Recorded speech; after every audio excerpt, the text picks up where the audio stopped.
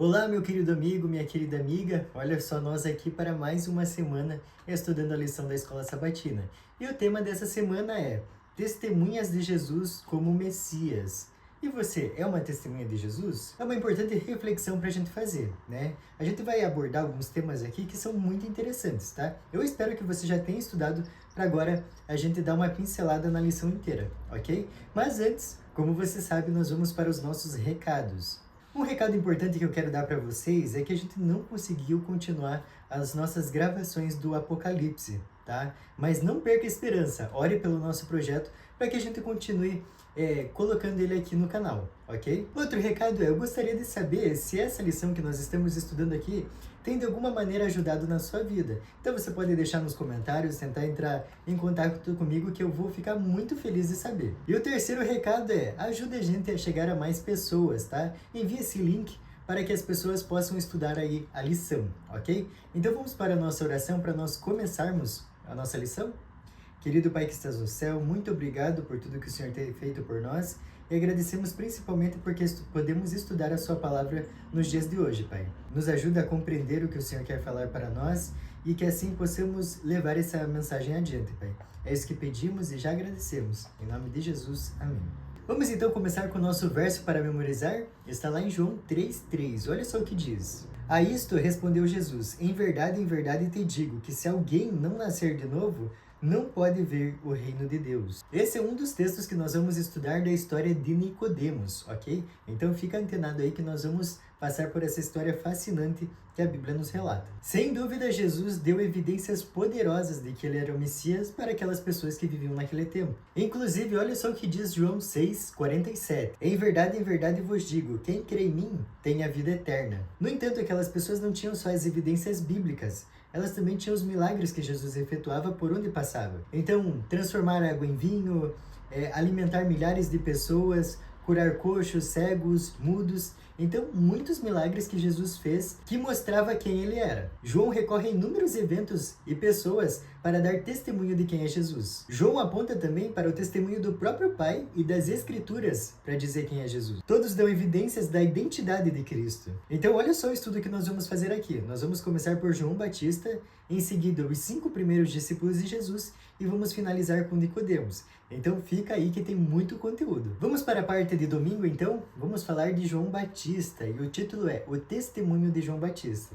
Vamos ver o que ele fez para falar sobre Jesus. Como nós vimos na lição passada, e você pode conferir aí no nosso canal, o Evangelho de João começa com Jesus Cristo, a palavra, desde a sua existência eterna, antes mesmo da criação. Mas no mesmo prólogo de João, João Batista aparece como testemunha de Jesus. Alguns judeus daquela época esperavam 2 Messias, um sacerdotal e outro real. João ensina claramente que João Batista não procurava ser nenhum desses dois. Em vez disso, era testemunha do único e verdadeiro Messias. Vamos ver então nas nossas Bíblias? Está lá em João 1, do verso 19 ao 23. Confira comigo na sua Bíblia. Este foi o testemunho de João, quando os judeus lhe enviaram de Jerusalém sacerdotes e levitas para lhe perguntarem, quem és tu? Ele confessou e não negou. Confessou, eu não sou o Cristo. Então lhe perguntaram, quem és, pois? És tu Elias? Ele disse, não sou. És tu o profeta? Respondeu, não. Disseram-lhe, pois, declara-nos quem és, para que demos resposta àqueles que nos enviaram. Que dizes respeito de ti mesmo? Então ele respondeu, eu sou a voz do que clama no deserto. Endireitai o caminho do Senhor, como disse o profeta Isaías. Então, antes de nós continuarmos, vamos ver essa profecia? Está lá em Isaías 40, versículo 3. Olha só o que Isaías diz para nós. Voz do que clama no deserto, preparai o caminho do Senhor, endireitai no ermo, vereda a nosso Deus. Olha só que legal, quando nós vemos a profecia sendo dita e a profecia sendo cumprida. Que legal, não é mesmo? Os líderes religiosos daquela época enviaram algumas pessoas para perguntarem quem que era João Batista. Diante das altas expectativas messiânicas que tinham na Judéia, era importante que João declarasse o que ele era, ou a sua relação com essas expectativas. Ele não era luz, mas ele foi enviado por Deus para dar testemunho da luz. Olha só que legal. E você tem sido testemunho da luz? Por isso, ali no verso 20, nós podemos ver claramente João respondendo, eu não sou o Cristo. Aqui no fim da parte do domingo traz uma reflexão sensacional e eu quero que você pense nessa pergunta. De que forma, como cristãos, devemos cumprir o mesmo tipo de ministério que João Batista realizou? Olha só, da mesma forma que João pregava lá naqueles tempos, nós devemos pregar hoje. E aí, o que você tem feito? Você está esperando as coisas acontecerem de camarote? É importante nós refletirmos nisso para não ficar só como mero espectador, mas sim como praticante. Vamos para a parte de segunda-feira, o Cordeiro de Deus. A nação hebraica esperava o Messias que libertasse eles de Roma. Um dos objetivos do Evangelho de João era mudar a compreensão que eles tinham sobre o Messias, para que assim eles vissem na profecia que tudo se enquadrava na vida de Jesus. O Messias não seria ou não teria um governo terrestre. Ele tinha vindo para cumprir as profecias referentes a ele no Antigo Testamento. Vamos então lá para a nossa leitura, João, do capítulo 1, versículo 29 a 37. Leia comigo. No dia seguinte viu João a Jesus, que vinha para ele e disse: Eis o Cordeiro de Deus que tira o pecado do mundo. É este a favor de quem eu disse: Após mim vem um varão que tem a primazia, porque já existia antes de mim. Eu mesmo não o conhecia, mas a fim de que ele fosse manifestado a Israel, vim por isso batizando com água. E João testemunhou dizendo: Vi o Espírito descer do céu, como pomba e pousar sobre ele. Eu não o conhecia. Aquele, porém, que me enviou a batizar com água me disse: Aquele sobre quem vires descer e pousar o Espírito, esse é o que batiza com o Espírito Santo. Pois eu de fato vi e tenho testificado que ele é o Filho de Deus. No dia seguinte estava João outra vez na companhia de 2 dos seus discípulos. E vendo Jesus passar, disse: Eis o Cordeiro de Deus. Os 2 discípulos, ouvindo dizer isto, seguiram Jesus. A declaração de João Batista sobre Jesus ser o Cordeiro de Deus confirma o propósito do Evangelho de João, que é trazer uma compreensão renovada e restaurada a respeito do Messias. Quando no batismo de Jesus, João o apontou como o Cordeiro de Deus, nova luz foi projetada sobre a obra do Messias. A mente do profeta foi dirigida às palavras de Isaías: como o cordeiro foi levado ao matadouro. Novamente eu quero perguntar para você, o que você tem feito para levar a mensagem de Deus avante? Isso é extremamente importante de você refletir. O que você tem feito? Isso pode dar um panorama de como está a sua vida espiritual, ok? Então pense nisso. Vamos então para a nossa parte de terça-feira? O título é Os 2 Discípulos de João.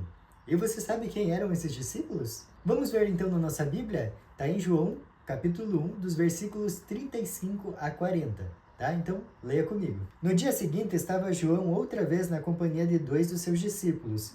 E vendo Jesus passar, disse: Eis o Cordeiro de Deus. Os 2 discípulos, ouvindo dizer isto, seguiram Jesus. E Jesus, voltando-se e vendo que o seguiam, disse-lhes: Que buscais? Disseram-lhe: Rabi, que quer dizer mestre, onde assistes? Respondeu-lhes: Vinde e vede. Foram, pois, e viram onde Jesus estava morando, e ficaram com ele aquele dia, sendo mais ou menos a hora 10ª. Era André, o irmão de Simão Pedro, um dos 2 que tinha ouvido o testemunho de João e seguido Jesus. Imagina que oportunidade esses 2 discípulos tiveram, eles passaram um dia com Jesus. Que privilégio, né? Imagina quantas coisas eles aprenderam no primeiro dia deles com Jesus. Como nós vimos ali no verso 40, um dos discípulos era André. Se você continuar os versos, principalmente o 41 e 42, você vai ver que André levou essa mensagem para o irmão dele, que era Pedro. O segundo discípulo era João. E olha só que interessante, a Bíblia vai relatar para nós que André levou a mensagem para o seu irmão Pedro e João levou a mensagem para o seu irmão, que era Tiago. Olha só que exemplo nós temos aqui. Quando a gente recebe a palavra de Deus, não pode ficar travada em nós. Nós temos que levar adiante. Agora eu quero que vocês pensem se João e André tivessem sido dominados pela incredulidade. Olha só o tanto de coisa que eles iam perder. Isso era característica dos líderes religiosos daquela época. Eles não davam chance para ter um momento com Jesus. A incredulidade deles criava essa barreira entre eles e Jesus. Por isso hoje nós temos que ver esses exemplos da Bíblia e seguir e fazer a coisa certa. E aí, você quer seguir o exemplo dos fariseus, dos líderes religiosos ou de João e André? A escolha está na sua mão. Vamos para a parte de quarta-feira então?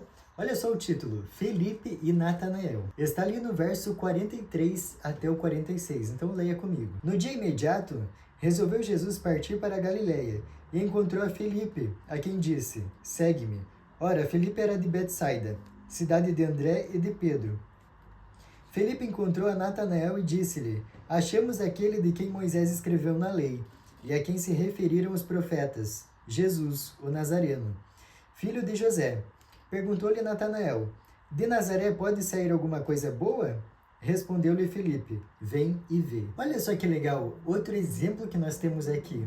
Felipe, ele se convenceu de que Jesus era o da profecia. E quando ele convidou seu amigo Natanael, ele não parou para discutir e tentar convencer ele. Ele só falou o seguinte: vem e vê. Natanael nutria alguns preconceitos em relação a Nazaré. Vocês viram a resposta dele? Pode vir alguma coisa boa de Nazaré? Um rei não viria de tal lugar. Vamos continuar nossa leitura então dos versos 47 ao 51. Olha só o que diz. Jesus viu Natanael aproximar-se e disse a seu respeito: eis um verdadeiro israelita, em quem não há dolo.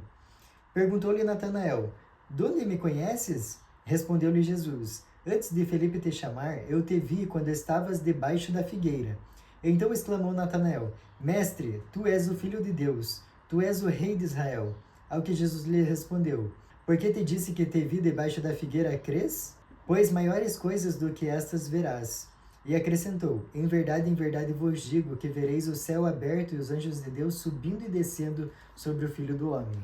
A uma primeira leitura, a gente não consegue interpretar bem o que aconteceu nessa cena, mas eu gostaria de recomendar uma leitura para vocês. O capítulo 14 de O Desejado de Todas as Nações vai especificar com detalhes essa história que a gente acabou de ler.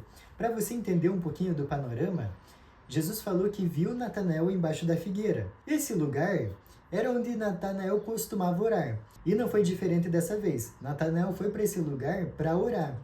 E era embaixo de uma figueira. Quando ele estava orando, ele pediu um sinal de Deus, para saber se Jesus era realmente o Messias. E olha só qual não foi a surpresa dele. Quando ele chegou até Jesus, Jesus falou para ele: eu te vi embaixo da figueira. Então ele teve aquela reação que nós podemos ver no verso 49. E olha só o que diz. Então exclamou Natanael: mestre, tu és o Filho de Deus, tu és o Rei de Israel. Então ele não teve mais nenhuma dúvida. E isso nós podemos trazer hoje para a nossa vida. Você precisa de algum sinal de Deus? Tem alguma coisa que você viu na Bíblia que você não sabe se é ou não é? Peça a iluminação de Deus, que Ele vai te mostrar o caminho a seguir, ok? Não vá na onda de mestres religiosos, pastores, padres, qualquer coisa, não. Vá direto na fonte, vá na Bíblia, tá? Se você tiver a humildade de pedir para Deus a iluminação para entender o texto, Ele vai te dar, ok? Vamos então para a nossa parte de quinta-feira, que é o testemunho de Nicodemos. E olha, essa história é espetacular. Eu vou te dar outra indicação de leitura também. Capítulo 17 de O Desejado de Todas as Nações. Você vai entender profundamente o que essa história quer dizer, ok? Mas vamos lá para o nosso texto bíblico? Está em João 3, dos versos 1 ao 21. Então leia comigo na sua Bíblia. Havia entre os fariseus um homem chamado Nicodemos, um dos principais dos judeus. Este de noite foi ter com Jesus e lhe disse: Rabi, sabemos que és mestre vindo da parte de Deus, porque ninguém pode fazer estes sinais que tu fazes se Deus não estiver com ele. A isto respondeu Jesus: em verdade te digo que, se alguém não nascer de novo, não pode ver o reino de Deus. Perguntou-lhe Nicodemos: como pode um homem nascer sendo velho? Pode porventura voltar ao ventre materno e nascer segunda vez? Respondeu Jesus: em verdade te digo, quem não nascer da água e do Espírito não pode entrar no reino de Deus. O que é nascido da carne é carne, o que é nascido do Espírito é Espírito. Não te admires de eu te dizer, importa-vos nascer de novo. O vento sopra onde quer, ouves a sua voz, mas não sabes de onde vem, nem para onde vai. Assim é todo o que é nascido no Espírito. Então lhe perguntou Nicodemos: como pode suceder isto? Acudiu Jesus: tu és mestre em Israel e não compreendes estas coisas? Em verdade te digo, que nós dizemos o que sabemos e testificamos o que temos visto. Contudo, não aceitais o nosso testemunho. Se tratando de coisas terrenas, não me credes. Como crereis se vos falar das celestiais? Ora, ninguém subiu ao céu, senão aquele que de lá desceu, a saber, o Filho do Homem, que está no céu. E do modo porque Moisés levantou a serpente no deserto, assim importa que o Filho do Homem seja levantado, para que todo o que nele crê tenha vida eterna. Porque Deus amou o mundo de tal maneira que deu o seu Filho unigênito, para que todo aquele que nele crê não pereça, mas tenha vida eterna. Porquanto Deus enviou o seu Filho ao mundo, não para que julgasse o mundo, mas para que o mundo fosse salvo por ele. Quem nele crê não é julgado. O que não crê já está julgado, porquanto não crê no nome do unigênito do Filho de Deus. O julgamento é este, que a luz veio ao mundo, e os homens amaram mais as trevas do que a luz, porque as suas obras eram más. Pois todo aquele que pratica o mal aborrece a luz, e não se chega para a luz, a fim de não serem arguidas as suas obras. Quem pratica a verdade aproxima-se da luz, a fim de que as suas obras sejam manifestas, porque feitas em Deus. Olha só, foi um papo bem comprido, né, que eles tiveram ali. E é interessante pontuar que Nicodemos foi falar com Jesus à noite. Por quê? Porque ele era um membro do Sinédrio. E para eles era muito vergonhoso estar com Jesus, porque Jesus era mal visto pelos líderes religiosos. Mas Nicodemos, ele tinha plena convicção que Jesus era o Filho de Deus. Tanto que nos primeiros versos nós podemos ver isso. É interessante pontuar também que os judeus eles tinham a plena convicção que eles estavam salvos já. Por quê? Porque eles eram descendentes de Abraão. Só que isso é um tremendo engano e nós podemos testemunhar várias pessoas que pensam dessa mesma forma hoje. Por exemplo, por que você é cristão? Ah, porque o meu pai é cristão, meus avós foram cristãos, eu venho de uma família que é religiosa, então eu sou cristão também. Vê se essa pessoa tem convicção da palavra de Deus. Muitas vezes não. É muito da rotina, né? Muita da tradição. Então, os parentes eram, ela também é. E isso é um enorme perigo, porque as pessoas pensam que pelo simples fato de irem à igreja, já estão salvas.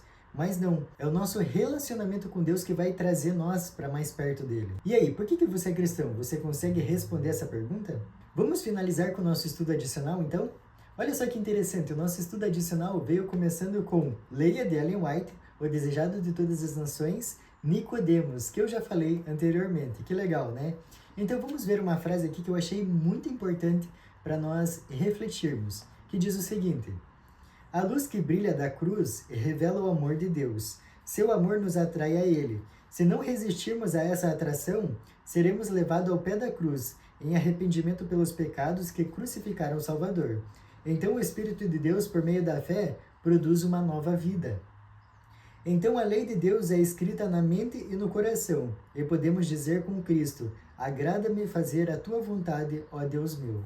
Então isso aqui quer dizer para nós que quanto mais perto nós chegarmos de Deus, mais nós vamos ser iguais a Ele. Tem uma frase que diz o seguinte, que pela contemplação somos transformados.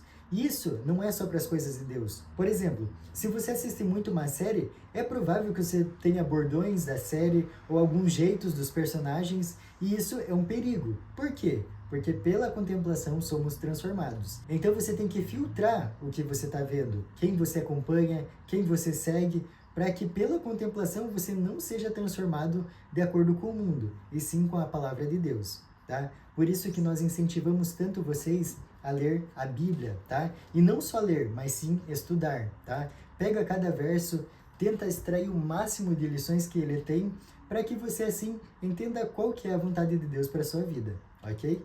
Eu te espero no próximo estudo e até a próxima semana. Até mais!